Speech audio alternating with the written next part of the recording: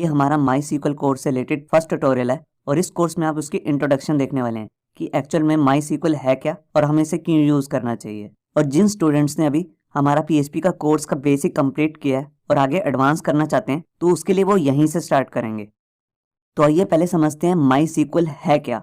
माई sequel actual में database management system है, मतलब कि डाटाबेस को मैनेज करने का एक सॉफ्टवेयर है। अब यहाँ पर क्वेश्चन उठता है कि डाटाबेस एक्चुअल में क्या है। जिनको डाटाबेस के बारे में बिल्कुल भी नहीं पता उनके लिए मैं बता रहा हूँ कि डाटाबेस एक तरीके का ऐसा जरिया है जिससे आप डाटा को इस फॉर्मेट में सेव कर देते हैं जिससे उसे इजिली बाद में रीड कर सकें, उसे अपडेट कर सकें या उसे डिलीट कर सकें।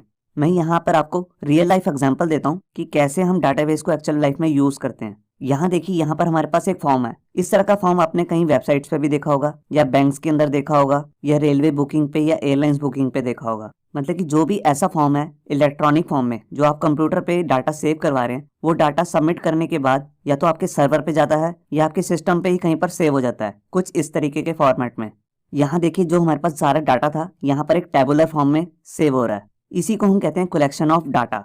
इस तरह से डाटा को ऑर्गेनाइज करने का एक फायदा रहता है, वो ये होता है कि आप इसे इजीली रीड कर सकते हैं। मतलब कि ये एक्सेल की फॉर्म में होता है, आप इसे कहीं पर भी इजीली पढ़ सकते हैं। जैसे आप देखना चाहते हैं कि सलमान खान जो एक स्टूडेंट है उसकी एज क्या है, आप देख रहे हैं सबकी एज यहाँ पे उनके सामने ही लिखी हुई है। ये इजिली रीडेबल है, आप इजिली अपडेट भी कर सकते हैं। देखिए जैसे यहाँ पर सरिता कुमारी है, आप उसकी एज जो है वो अपडेट करना चाहते हैं जैसे 22, तो आप इजिली कर सकते हैं। या इसमें से कोई भी डाटा आप डिलीट करना चाहते हैं। तो इस तरह से जब भी हम किसी डाटा को ऑर्गेनाइज वे में रखते हैं तो उसी को हम कहते हैं डाटाबेस। यहाँ पर मैंने आपको रियल लाइफ एग्जांपल दिया है डाटाबेस का कि रियल लाइफ में डाटाबेस को हम कैसे रखते हैं। अब जैसा कि मैंने आपको बताया कि जो माई सीक्वल है वो डाटाबेस मैनेजमेंट सिस्टम है, मतलब कि एक तरीके का सॉफ्टवेयर है जो डाटाबेस को मैनेज करने में काम आता है। तो आइए देखते हैं वो वर्क कैसे करता है डाटाबेस के साथ। यहाँ देखिए, यहाँ पर मान लीजिए क्लाइंट का कंप्यूटर है और इसमें कोई भी वो फॉर्म फिल करता है या किसी भी जरिए से वो डाटा को कंप्यूटर के थ्रू डाटाबेस में सेव कराना चाहता है, तो वो सीधा सेव नहीं करा सकता डाटाबेस के अंदर। उसके लिए उसको चाहिए होता है एक सॉफ्टवेयर जिसे हम कहते हैं DBMS, मतलब कि डाटाबेस मैनेजमेंट सिस्टम। हमारे क्लाइंट साइड का जो डाटा होता है वो सबसे पहले जाता है DBMS के पास, मतलब कि जो भी इस तरीके का सॉफ्टवेयर होगा जो डाटाबेस को मैनेज कर सकता है, पहले उसके पास डाटा जाएगा, उसके बाद वो जाएगा डाटाबेस में सेव होने के लिए। और जब भी हम कभी डाटाबेस से वो डाटा दोबारा से कंप्यूटर पे देखना चाहते हैं तो उसको भी हम इजिली कर सकते हैं। उसमें भी DBMS जो है वो हमारी हेल्प करता है। तो यहाँ से आपको क्लियर हो रहा होगा कि जब भी हमने क्लाइंट साइड से डाटाबेस के बीच में कोई भी कम्युनिकेशन करनी है तो उसके लिए हमारे पास DBMS होना ज़रूरी है। वर्ल्ड में बहुत सारे पॉपुलर DBMS सॉफ्टवेयर्स आते हैं। देखिए जैसे ओरेकल है, वो वर्ल्ड में नंबर 1 DBMS सॉफ्टवेयर है। उसके बाद आता है माई सीक्वल। माई सीक्वल जो है ये वर्ल्ड में second most popular DBMS system है। इसके अलावा माइक्रोसॉफ्ट सीक्वल सर्वर है, पोस्टग्री सीक्वल है और MongoDB है। ये यहाँ पर मैंने आपको वर्ल्ड में जो जितने भी 5 पॉपुलर डाटाबेस सिस्टम है वो उनकी आपको यहाँ पर एक लिस्ट दिखाई है। तो यहाँ से आपको क्लियर तो हो गया कि DBMS होता क्या है। अब यहाँ पे हम बात करते हैं अपने डाटाबेस की। हमारे पास यहाँ पर 2 तरीके के डाटाबेसेस होते हैं, एक होते हैं रिलेशनल डाटाबेस, एक होता है नो सीक्वल डाटाबेस। सबसे पहले हम यहाँ पे बात करते हैं रिलेशनल डाटाबेस की। जो रिलेशनल डाटाबेस सिस्टम होता है इसमें जो जितना भी डाटा होता है वो बेसिकली टेबल्स के अंदर सेव होता है, अलग अलग टेबल्स के अंदर। यहाँ पे आप एक मॉडल देख रहे हैं डाटाबेस का जो कि एक इन्वेंट्री सिस्टम पे बेस्ड है। मतलब कि अगर आप स्टॉक कंट्रोल का कोई सॉफ्टवेयर बना रहे हैं तो उसमें इस तरीके का डाटाबेस आपको बनाना पड़ेगा। यहाँ देखिए, जो भी आपके पास प्रोडक्ट्स हैं उसकी एक लिस्ट आ रही है और वो कितने स्टॉक में पड़े हैं उसके लिए हमने एक अलग टेबल बनाया हुआ है। और यहाँ पर सप्लायर की लिस्ट है जो हमें वो प्रोडक्ट सप्लाई करते हैं। इसके अलावा यहाँ पर आ रही है कस्टमर की एक लिस्ट, मतलब कि कस्टमर के लिए भी हमने एक टेबल बनाया हुआ डाटाबेस के अंदर जिसमें कस्टमर्स का रिकॉर्ड होगा और उन्होंने किस किस का ऑर्डर किया हमारे पास ऑर्डर नंबर के साथ। यहाँ पर उसके लिए भी हमने एक टेबल बनाया। और उसके बाद यहाँ पर हमारे पास एक टेबल आ रहा है प्रोडक्ट ऑर्डर, मतलब कि उस ऑर्डर में कौन कौन से प्रोडक्ट उसने मंगवाए हैं। तो यहाँ पर आप एक चीज़ और भी देख रहे होंगे कि जितने भी टेबल्स हैं ये आपस में लिंक्ड हो रहे हैं।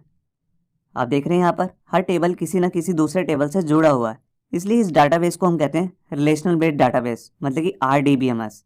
ये टेबल्स जो हैं ये डाटाबेस के अंदर क्रिएट कैसे करते हैं और इनके आपस में रिलेशन कैसे बनाते हैं ये तो हम अपनी आगे आने वाली वीडियोस में सीखेंगे। यहाँ पर जस्ट मैं आपको मतलब बता रहा हूँ कि रिलेशनल डाटाबेस का मतलब क्या होता है। अब यहाँ पे हम दूसरी बात करते हैं कि जो हमारे रिलेशनल डाटाबेस होते हैं ये स्पेशल एक लैंग्वेज यूज करते हैं डाटाबेस से कम्युनिकेट करने के लिए, जिसे हम कहते हैं सीक्वल। सीक्वल मतलब स्ट्रक्चर्ड क्वेरी लैंग्वेज। आइए देखते हैं कि सीक्वल जो है ये हमारे डाटाबेस के साथ वर्क कैसे करती है। जैसा कि मैंने आपको पिछले मॉडल में बताया था कि जब भी हमने क्लाइंट साइड से डाटाबेस में कुछ भी सेव करवाना है तो हमें चाहिए होता है एक डाटाबेस मैनेजमेंट सिस्टम। और अगर हमारा डाटाबेस जो है वो रिलेशनल डाटाबेस है तो उसके लिए हमारे को चाहिए होगा RDBMS, मतलब कि रिलेशनल डाटाबेस मैनेजमेंट सिस्टम। और जब भी हम RDBMS यूज़ करते हैं तो उसके लिए हमारे को एक स्पेशल लैंग्वेज आनी चाहिए जिसे हम कहते हैं SQL, मतलब कि स्ट्रक्चर्ड क्वेरी लैंग्वेज। इसी लैंग्वेज की हेल्प से आप डाटाबेस के अंदर कुछ भी डाटा ऐड कर सकते हैं, उसे रीड कर सकते हैं या उसे अपडेट कर सकते हैं। तो वर्ल्ड में बहुत सारे पॉपुलर RDBMS हैं, जैसे देखिए Oracle, MySQL, MS SQL server, PostgreSQL। तो यहाँ से आपको एक बात तो क्लियर होगी कि जो MySQL है वो बेसिकली RDBMS है। अब जैसा कि मैंने आपको बताया कि हमारे जो डाटाबेस है वो दो तरीके के होते हैं, रिलेशनल और NoSQL।